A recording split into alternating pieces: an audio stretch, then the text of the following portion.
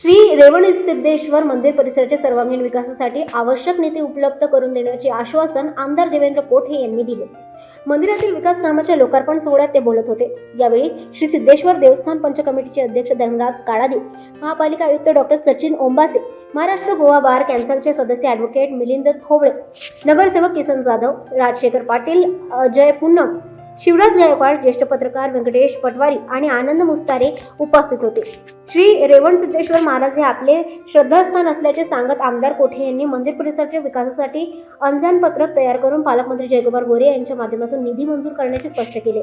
शिवयोगी श्री सिद्धेश्वर रामानी संस्थान केलेल्या 46 लिंगाच्या विकासासाठी 6 कोटी रुपये मंजूर झाले असून 2 कोटींचा निधी प्राप्त झाला आहे। मंदिर शेजारील प्राणी संग्रहालयासाठी 21 कोटींची निधी मंजूर असून 7 कोटींची कामे सुरू आहेत। बंद असलेले डे प्राणी संग्रहालय लवकरच नागरिकांसाठी खुले करण्याचे आश्वासनही त्यांनी दिले। धर्मवीर संभाजी महाराज तलावाच्या विकासासाठी आराखडा तयार असल्याचे कोठे त्यांनी सांगितले। यावेळी धर्मराज काळादी, ॲडव्होकेट थोबळे आणि शिवयोगी शास्त्री होळीमठ यांनी मनोगत व्यक्त केले। कार्यक्रमाचे सूत्रसंचालन लक्ष्मीकांत बिराजदार यांनी केले। परंतु ते दुग्ध देणगीदार कोण आहे असं मला थोडंसं शोध घ्यावासा वाटतो, थोडासा अंदाज पण येतोय, परंतु शिष्टाचार आहे, नावाचा उल्लेख करू नका असं ते सांगतायत, त्यामुळं उल्लेख करणार नाही।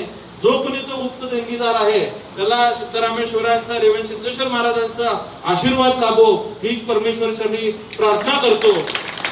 आपल्या सगळ्यांना एकत्रित येऊन आपला वारसा, मग तो आध्यात्मिक क्षेत्रातला असेल, शैक्षणिक क्षेत्रातला असेल, आपल्या शहराचा तो वारसा पुढे घेऊन जायचा आहे। मी देखील आमदार म्हणून काम करताना ग्रामदैवत सिद्धरामेश्वरांनी जे 68 लिंग स्थापन केले त्यासाठी पहिल्यांदा साहेब सभागृहामध्ये जवळपास 6 कोटी 80 लाख रुपयाचा निधी मागणी केली आणि त्याला प्रथम टप्प्यात 2 कोटी रुपये मंजूर सुद्धा झालेले आहेत। आणि ह्या सगळ्या 68 लिंग मंदिर परिसरांचा सुशोभीकरण किंवा जीर्णोद्धार आदरणीय धर्मराज काळादी साहेबांच्या मार्गदर्शनानुसारच आपण ते करणार आहोत। लवकरच त्याही कामाचा शुभारंभ होईल आणि टप्प्याटप्प्याने सगळे परिसर आपल्याला या ठिकाणी विकसित होताना किंवा जीर्णोद्धार झालेले आपल्याला दिसतील। आपण रेवणसिद्धेश्वर महाराजांच्या मंदिर परिसराला येणारे रस्ते असतील, बाहेरचा परिसर असेल, याहीसाठी साहेब जे काही निधी लागेल ते कुठलेही कामं आणणार नाहीत। आमचे सन्माननीय नगरसेवक किसन दादा यासाठी सोलापूरला येतात की मग अक्कलकोट, गाणगापूरचं दर्शन घेतात, पण तुळजापूर आणि पंढरपूरचं दर्शन घेतात।